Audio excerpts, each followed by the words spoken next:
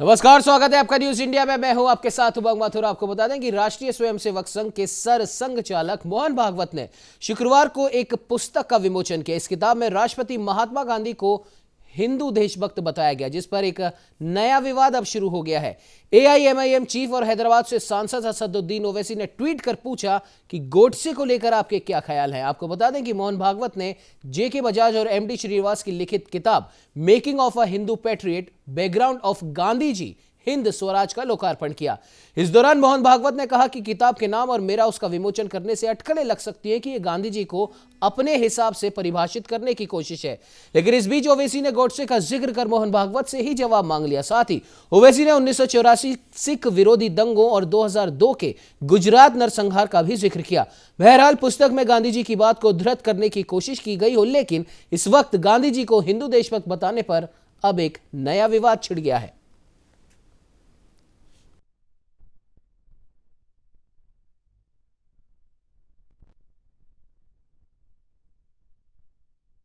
बारे में तो आपको पूर्ण और यथातथ्य जानकारी जितेंद्र जी के माध्यम से हुई है।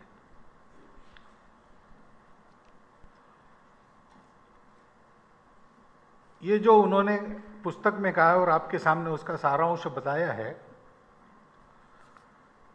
इसके एक एक शब्द एक एक वाक्य के लिए स्वयं गांधी जी की साक्षी उन्होंने पुस्तक में दी है।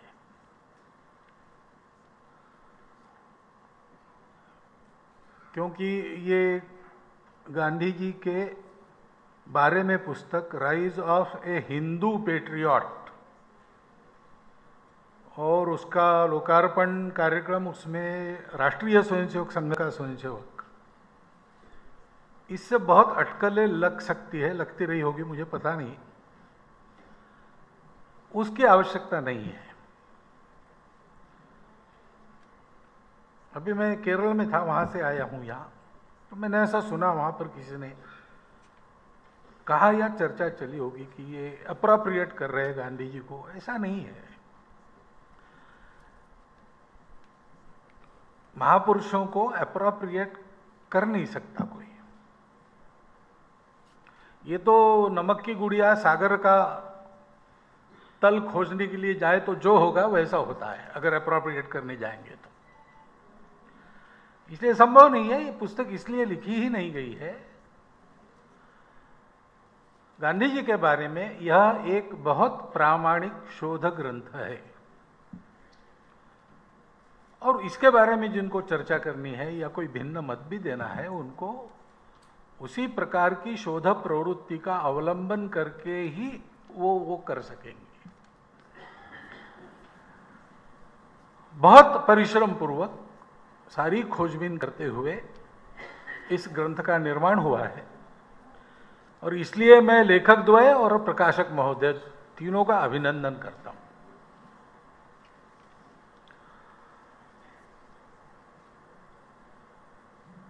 हिंदू पेट्रियट ये वदतो व्याघात है भारत में। एक तो हम पहले से ऐसा मानते हैं कि देशभक्त ये संज्ञा कुछ लोगों के लिए, बाकी लोगों के लिए नहीं, ऐसा नहीं है। एक प्रवृत्ति होती है प्रत्येक व्यक्ति की, कम से कम भारत में होती है। वो इस भूमि को पवित्र मानता है, इस भूमि को अपना मानता है। तो एक आत्मीयता पूर्वक पावित्र्य की भावना इस भूमि में वो रखता है, वो उसकी पूजा भी करता है। जमीन की पूजा, माटी की पूजा, ये भारतवर्ष के सब लोगों में किसी न किसी रूप में विद्यमान है। परंतु गांधी जी ने जो बात कही है वो गौर करने लायक है। ये देशभक्त तो हम सब है,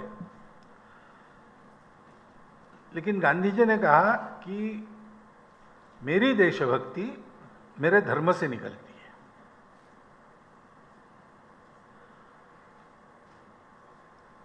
तो हिंदू पेट्रियट, यानी हिंदू है तो पेट्रियट होना ही पड़ेगा उसको, वो मूल में उसके प्रकृति में वो है।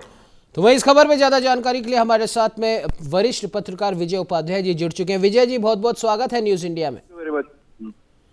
विजय जी, एक नया विवाद कल से शुरू हो गया है कि हिंदू अगर आप हैं तो आप देशभक्त, आप ऑटोमेटिकली है। हो सकता है कि आपके अंदर की देशभक्ति सोई हुई हो या फिर उसे जगाना पड़े। अब इस एक सेंटेंस पे अब विवाद खड़ा हो गया है। ओवैसी साहब ने खुद सवाल पूछ लिया है मोहन भागवत जी से कि इसका मतलब आप ये कहना चाहते हैं कि जो हिंदू नहीं है वो स्वाभाविक देशभक्त नहीं है। किस प्रकार से देखते हैं आप इस पूरे वाक्य को? देखिए, मोहन भागवत ने जो कहा और ओवैसी ने जो समझा, उसमें बात वही है कि गिलास आधा भरा है कि आधा खाली है। जी, तो अपने अपने नजरिए की बात है। ओवैसी साहब आधा खाली बता रहे हैं और भागवत जी कह रहे हैं नहीं, आधा भरा हुआ है। जी, ये बात है। जहां तक गांधी जी की बात है, गांधी जी का जीवन एक खुली किताब की तरीके से है। कहीं भी आप गांधी को किसी भी बिंदु से, किसी भी चीज से समझना चाहते हैं तो गांधी की अपनी, उनकी जो सत्य का प्रयोग है, वो किताब जो भी पढ़ लेगा। गांधी गीता क्यों रखते थे, गांधी वैष्णो जन तैने कहिए पीर पराई जाने क्यों, जो उनका भजन था, क्यों गाते थे। अब देखिए, अब ये विवाद हो सकता है, मतलब गांधी को लेके, उनके विचारों को लेकर और उन विचारों की व्याख्या करने का तरीका सबका अलग हो सकता है। लेकिन अगर गांधी को ओरिजिनल गांधी क्या है वो समझना है तो गांधी को पढ़ना पड़ेगा। और एक गांधी वो भी हैं जिसको नाथूराम गोडसे देखता है जी, कि पाकिस्तान को 44 करोड़ रुपए देने के लिए उस समय गांधी जी ने अनशन किया। जब भारत और पाकिस्तान का विभाजन हो गया, बांग्लादेश पूर्वी पाकिस्तान और पश्चिमी पाकिस्तान बन गया, तो वो एक गांधी का एक अलग पर्सनालिटी है जिसमें उनको लोगों का एक घृणा भी झेलनी पड़ी, जिसपे उन्होंने अनशन भी किया। तो वो गांधी का पूरा जीवन एक खुली किताब की तरीके से हर व्यक्ति उसकी अपनी व्याख्या कर सकता है। और इतने तथ्य और घटनाएं मौजूद हैं जिनसे आप गांधी को आप एक अच्छा हिंदू भी कह सकते हैं, एक अच्छा लोकतंत्र प्रेमी भी कह सकते हैं, राष्ट्रपिता तो वो है ही है। लेकिन अगर आपको व्याख्या करनी है तो उसमें सारे इंग्रेडिएंट आपको मिल सकते हैं, उनको उन्हीं बिंदुओं को उठा के आप अपनी व्याख्या कर सकते हैं। जी बिल्कुल विजय जी, लेकिन जिस प्रकार से अभी हमने हमारे दर्शकों को भी सुनाया मोहन भागवत जी का वो भाषण के वो अंश जिस पर विवाद है, अगर उनके भाषण को ध्यान से सुना जाए, हालांकि हम किसी विचारधारा का समर्थन नहीं कर रहे हैं, हम सिर्फ उतनी ही बात बता रहे हैं जो जिस बात पर विवाद है। उन्होंने ये कहा था कि हिंदू धर्म के अंदर, और महात्मा गांधी का भी उन्होंने जिक्र किया कि मेरी देशभक्ति मेरे धर्म से निकलती है।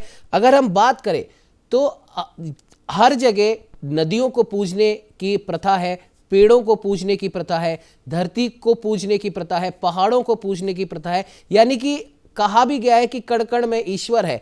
तो ये चीज क्या आपको नहीं लगता कि भागवत जी ने इस परिप्रेक्ष्य में कही हो कि हमारे यहां पर हर एक चीज को, हर एक कण कण को पूजा जाता है, और जब कण कण को हम पूज रहे हैं तो कहीं ना कहीं वो कण हमारे देश के हैं, तो स्वाभाविक देशभक्ति हमारे अंदर है। क्या इसको इस प्रकार से नहीं देखा जा सकता था? आप बिल्कुल सही कह रहे हैं, इसी प्रकार समझने की बात है। देखिए, समस्या क्या है, ओवैसी और दूसरे लोगों की जो आरएसएस को नहीं पसंद करते हैं, उनकी समस्या ये है कि अगर राष्ट्रीय स्वयंसेवक संघ के जो सरसंघ चालक हैं, प्रमुख हैं, अगर वो गांधी को अपना बता देते हैं तो इनके पास बचेगा क्या?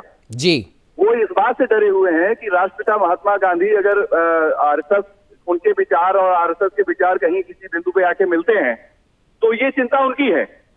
और देखिए, क्या समस्या एक और है, वो मनोवैज्ञानिक है। जी, हिंदू धर्म जिसकी व्याख्या हिंदुत्व के तौर पे सुप्रीम कोर्ट कर चुका है जी, और सुप्रीम कोर्ट की व्याख्या अगर ओवैसी साहब पढ़ ले तो ओवैसी साहब को कोई समस्या नहीं होगी जी। और जब ओवैसी साहब हज करने जाते हैं ना, वो हिंदवी कहे जाते हैं जी। ओवैसी साहब को भी हिंदवी कहा जाता है। तो हिंदुस्तान में रहने वाला व्यक्ति जो है बिल्कुल हिंदुस्तानी बिल्कुल है जी, और उसको आप और शार्ट में करेंगे तो हिंदू है जी। अब उसमें धर्म की बात तो अलग हो गई।